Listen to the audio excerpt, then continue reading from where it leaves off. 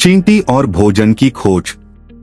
एक घने जंगल के किनारे, जहां सूरज की किरणें पत्तों के बीच से छनकर जमीन पर एक सुनहरी चादर बिछाती थीं, एक विशाल चींटियों का झुंड रहता था।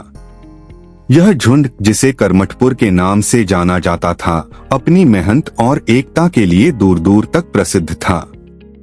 हर चींटी अपने काम में निपुण थी और सभी मिलकर अपने घर, अपनी रानी और अपने भविष्य के लिए अथक प्रयास करती थीं।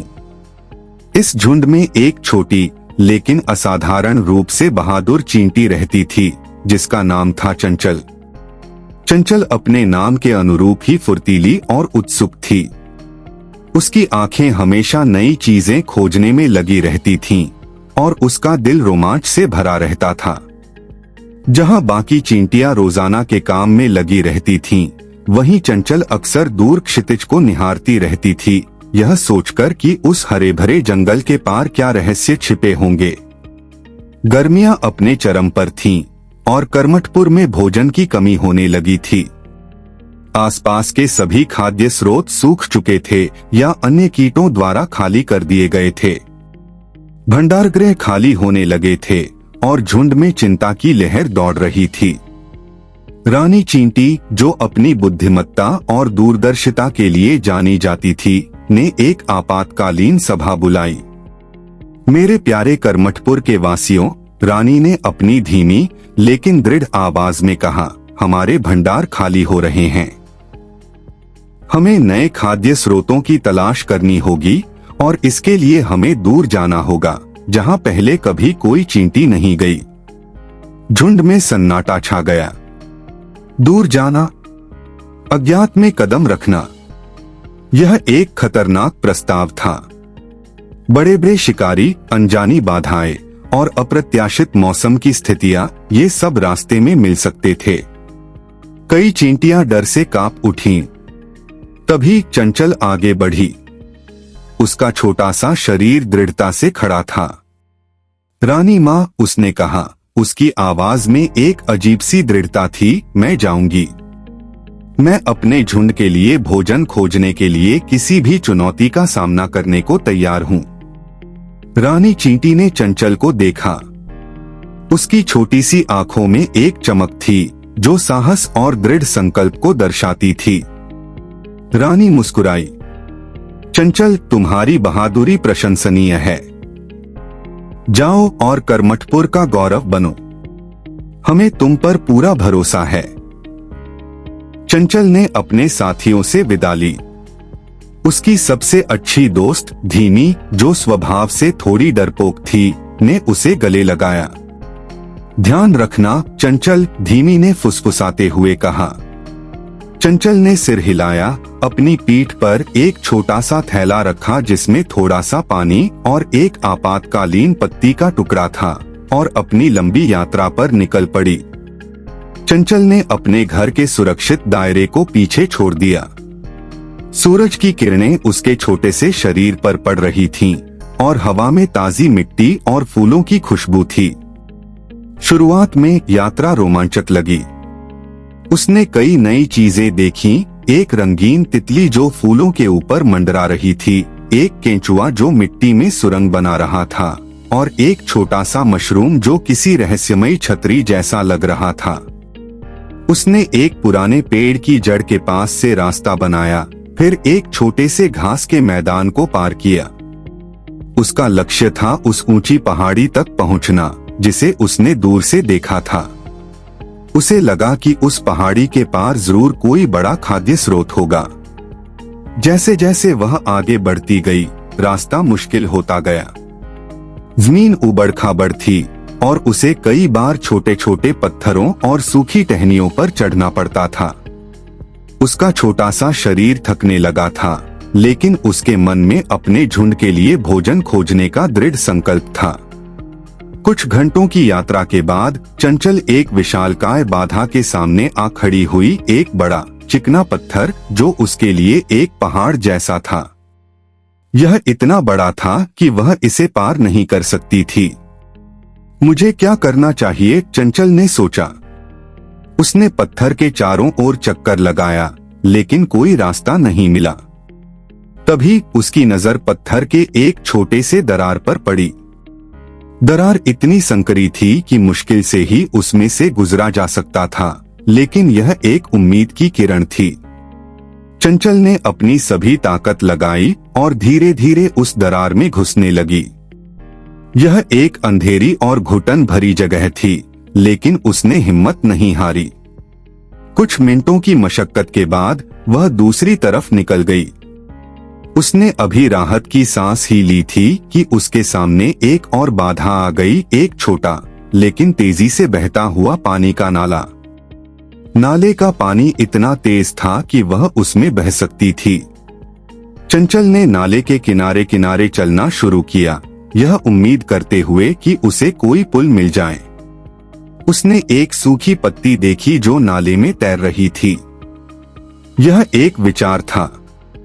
उसने पत्ती पर कूदने की कोशिश की, लेकिन पत्ती तेजी से आगे बढ़ गई। चंचल ने हार नहीं मानी। उसने देखा कि नाले के बीच में एक छोटी सी टहनी अटकी हुई थी।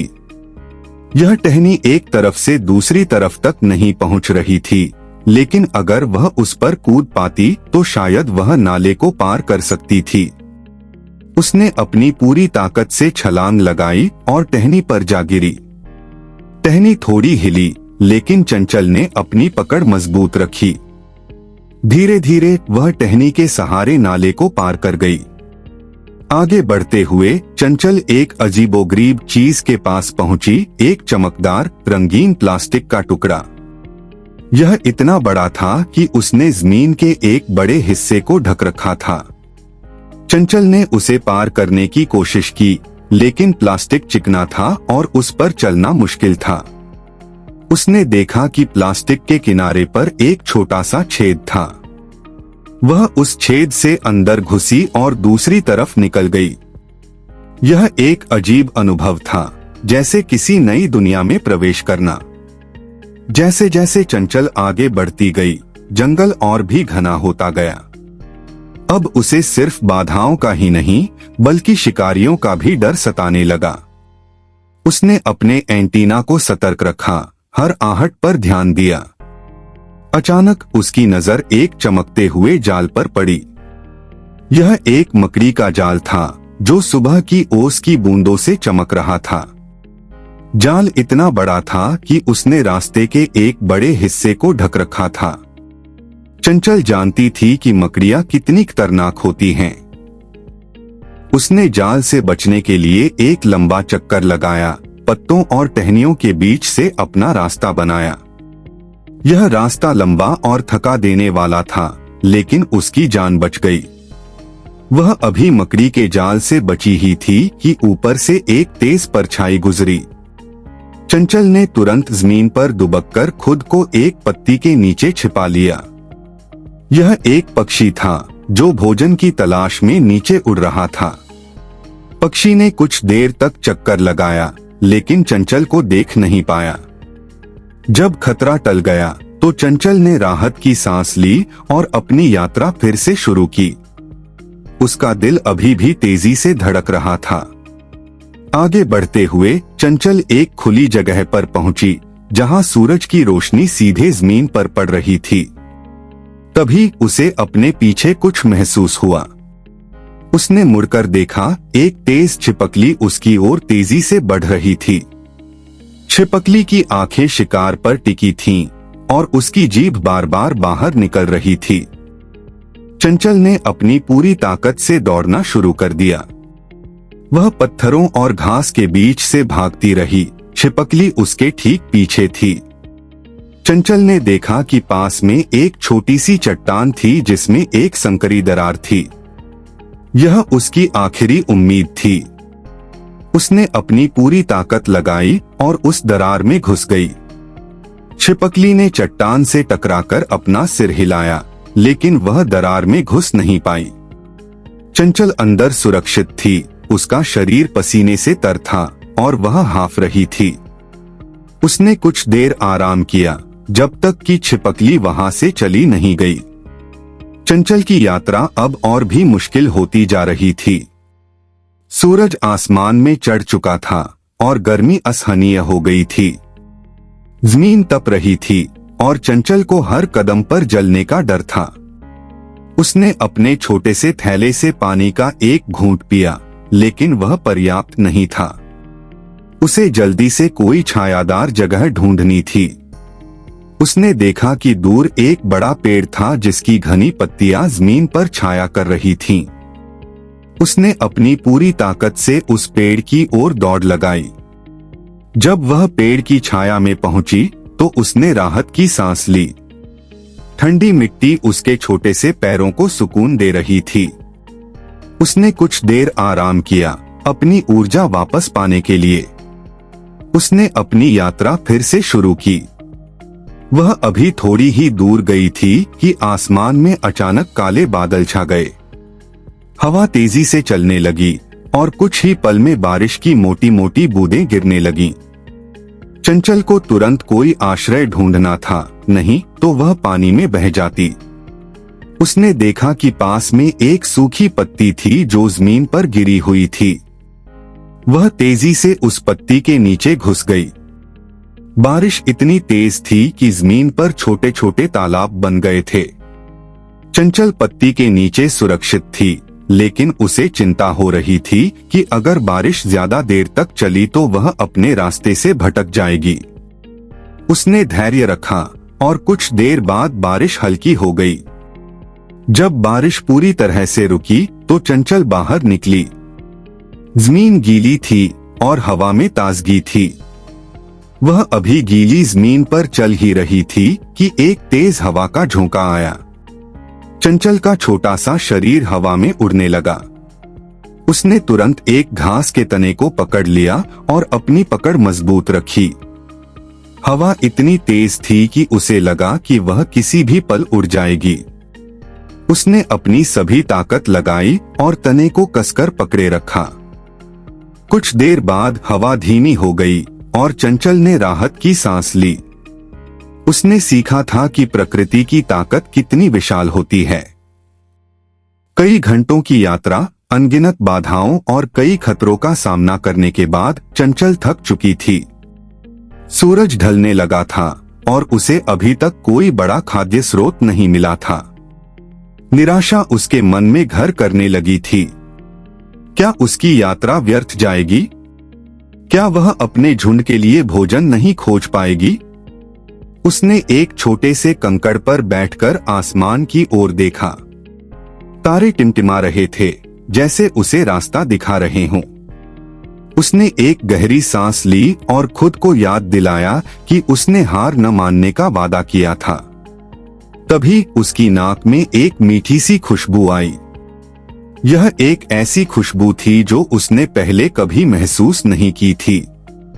यह खुशबू इतनी तेज थी कि उसने चंचल को अपनी ओर खींच लिया। उसने अपनी एंटीना को हिलाया और खुशबू की दिशा में चलना शुरू कर दिया। खुशबू उसे एक बड़े हरे भरे पौधे की ओर ले गई। पौधे के नीचे जमीन पर एक चमकदार लाल रंग का टुकड़ा पड़ा था। यह एक पका हुआ सेब का टुकड़ा था जो किसी इंसान ने गिरा दिया था। चंचल की आंखें चमक उठीं। यह वही था जिसकी उसे तलाश थी। यह इतना बड़ा था कि उसके पूरे झुंड के लिए पर्याप्त भोजन हो सकता था। चंचल ने तुरंत सेब के टुकड़े को छूकर देखा। यह नरम और मीठा था।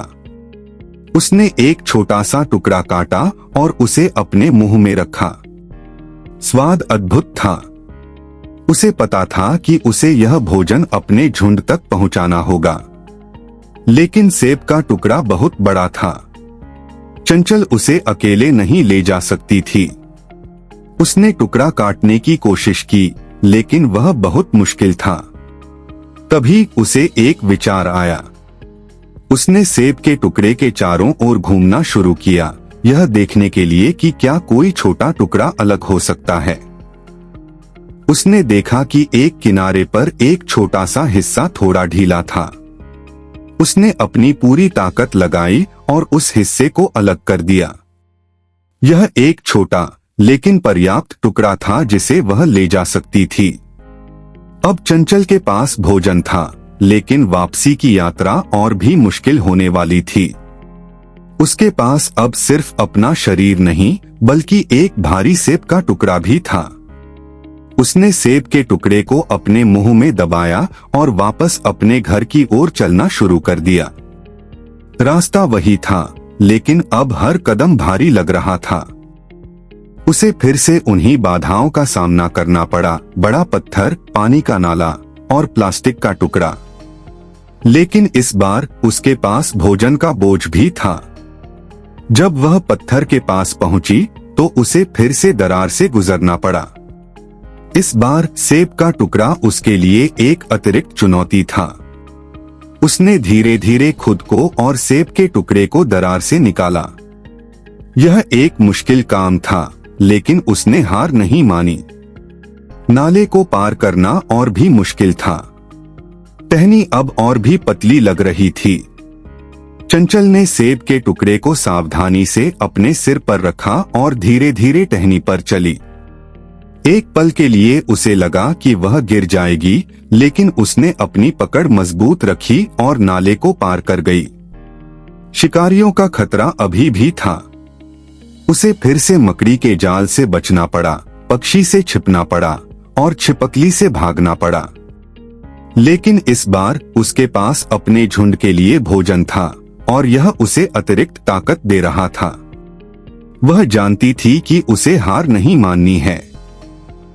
मौसम की स्थितियां भी उसके लिए चुनौती थीं। तेज धूप में सेब का टुकड़ा उसके मुंह में गर्म हो रहा था और बारिश में उसे सुरक्षित रखना पड़ता था। तेज हवा में उसे अपनी पकड़ और भी मजबूत रखनी पड़ती थी। हर चुनौती उसे और मजबूत बना रही थी। उसने कई बार गिरने का अनुभव किया, कई बार थककर रुक गई, लेकिन हर बार उसने खुद को उठाया और आगे बढ़ती रही। उसके मन में बस एक ही विचार था, कर्मठपुर, उसका झुंड और भूखी चींटियां जो उसका इंतजार कर रही थीं। रात हो चुकी थी और तारे आसमान में चमक रहे थे। चंचल का शरीर दर्द कर रहा था, लेकिन उसके मन में एक अजीब सी खुशी थी। उसे अपने घर की खुशबू आने लगी थी। उसने अपनी पूरी ताकत लगाई और अंतिम कुछ कदम उठाए। जब वह कर्मठपुर के प्रवेश द्वार पर पहुंची तो वह लगभग गिर पड़ी।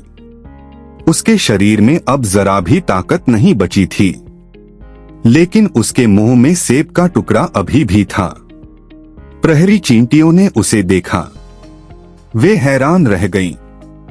चंचल, जो इतनी छोटी थी, एक इतना बड़ा भोजन का टुकड़ा लेकर वापस आई थी। उन्होंने तुरंत अलार्म बजाया। झुंड की सभी चींटियां बाहर निकल आईं। उन्होंने चंचल को देखा, जो थककर जमीन पर पड़ी थी, लेकिन उसके मुंह में भोजन का टुकड़ा अभी भी था। रानी चींटी भी बाहर आई। उसने चंचल को देखा और उसकी आंखों में गर्व था। चंचल, रानी ने कहा, तुमने कर दिखाया। तुमने हमारे झुंड के लिए भोजन खोज लिया। झुंड में खुशी की लहर दौड़ गई। सभी चींटियां चंचल के चारों ओर इकट्ठा हो गईं, उसकी बहादुरी की प्रशंसा करने लगीं। उन्होंने सेब के टुकड़े को अंदर ले जाने में उसकी मदद की। भोजन भंडारगृह में रखा गया और सभी चींटियों ने मिलकर भोजन किया। कर्मठपुर में फिर से खुशी और उत्साह का माहौल था। चंचल को उस रात एक विशेष सम्मान मिला। उसे रानी के पास सोने की अनुमति दी गई और उसे कर्मठपुर की बहादुर बेटी का खिताब दिया गया। चंचल ने उस रात शांति से नींद ली। उसने एक लंबी और खतरनाक यात्रा की थी, कई चुनौतियों का सामना किया था, लेकिन उसने हार नहीं मानी थी। उसने सीखा था कि साहस, दृढ़ संकल्प और अपने लक्ष्य पर ध्यान केंद्रित करने से कुछ भी असंभव नहीं होता। वह सिर्फ एक छोटी सी चींटी थी, लेकिन उसने अपने झुंड के लिए कुछ ऐसा किया था जो कोई और नहीं कर पाया था। उसकी कहानी कर्मठपुर में पीढ़ियों तक सुनाई जाती रही, एक प्रेरणा के रूप में, यह याद दिलाते हुए कि सबसे छोटे प्राणी में भी सबसे बड़ी बहादुरी हो सकती है। और उस दिन के बाद से जब भी कर्मठपुर में कोई नई चुनौती आती, वे हमेशा चंचल की कहानी याद करते, और जानते थे कि अगर एक छोटी सी चींटी इतनी बड़ी यात्रा कर सकती है तो वे भी कुछ भी कर सकते हैं।